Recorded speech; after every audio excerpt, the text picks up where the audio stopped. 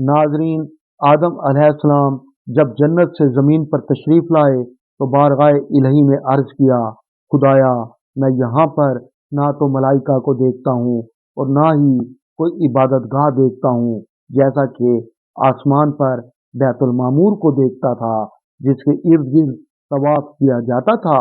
अल्लाह ताला ने फरमाया, ए आदम, तुम ज़मीन पर काबा की तामीर करो और उसकी तरफ रुख करके नमाज अदा किया करो और उसी का तवाफ भी किया करो। काबे की तामीर में तुम्हारी रहबरी जिब्राईल अलैहिस्सलाम करेंगे। नाजरीन, इस तरह जिब्राईल अलैहिस्सलाम हजरत आदम के पास आए और उन्हें उस जगह ले गए जहां अल्लाह ताला ने काबा की तामीर का हुक्म दिया था।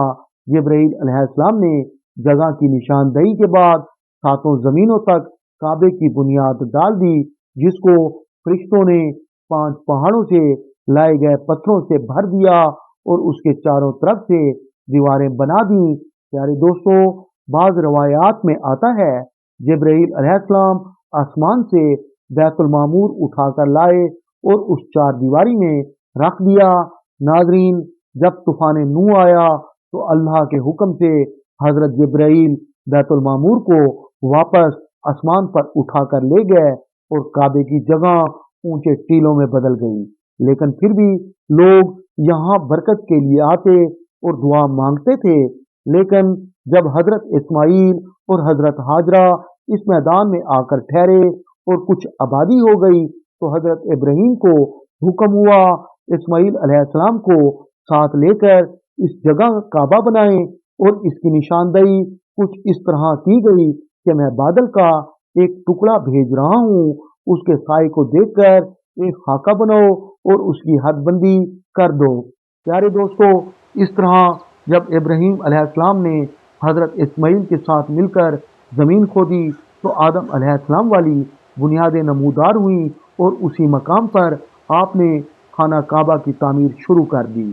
और जब दीवारें आपके सर मुबारक के बराबर हो गईं तो उस वक्त एक मोज़े का नज़ूल हुआ जो कि पत्थर की शक्ल में था, जिसको मकाम इब्राहीम कहा जाता है।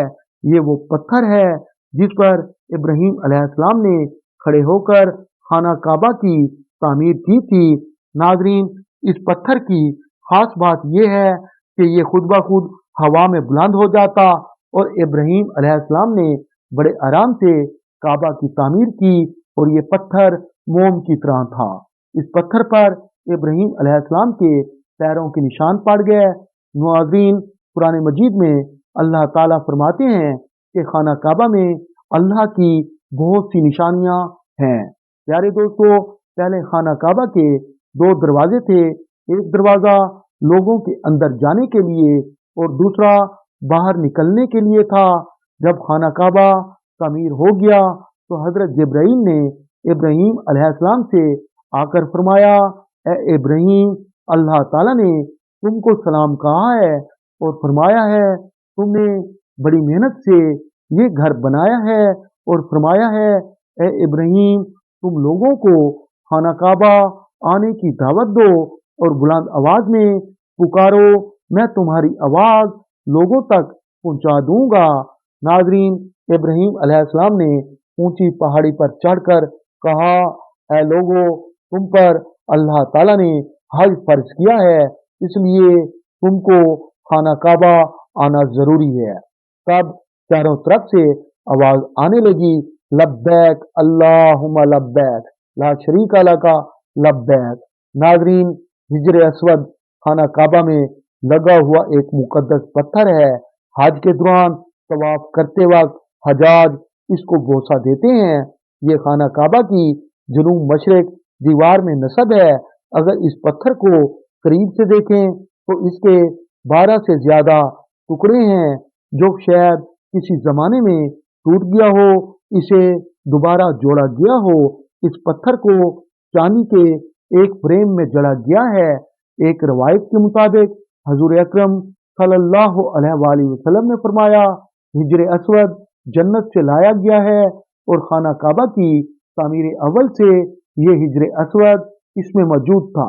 नाजरीन, 606 ईस्वी में जब सैलाब आया तो इसकी दीवारों को नुकसान पहुंचा, तो कुरैश कबीले ने इसकी दोबारा तामीर की, और जब दीवार कद आदम तक पहुंच गई तो उस वक्त हिजर असवद रखने का मसला पेश आया, तो कबाइल में झगड़ा शुरू हो गया। हर कबीले की ये ख्वाहिश थी ये सआदत उसे ही नसीब हो। हजूर अकरम सल्लल्लाहु अलैहि वसल्लम ने हिजर असवद को एक चादर में रखकर तमाम कबाइल के सरदारों से कहा, चादर के कोनों को पकड़कर उठाएं, तो सब ने मिलकर उठाया, और जब चादर उस मकाम तक पहुंची जहां हिजर असवद को रखना था, तो आप सल्लल्लाहु अलैहि वसल्लम ने हिजर असवद को अपने हाथों से काबा की दीवारों में नस्ब कर दिया। अल्लाह ताला से दुआ है हम सबको हज करने की तौफीक अता फरमाए। आमीन।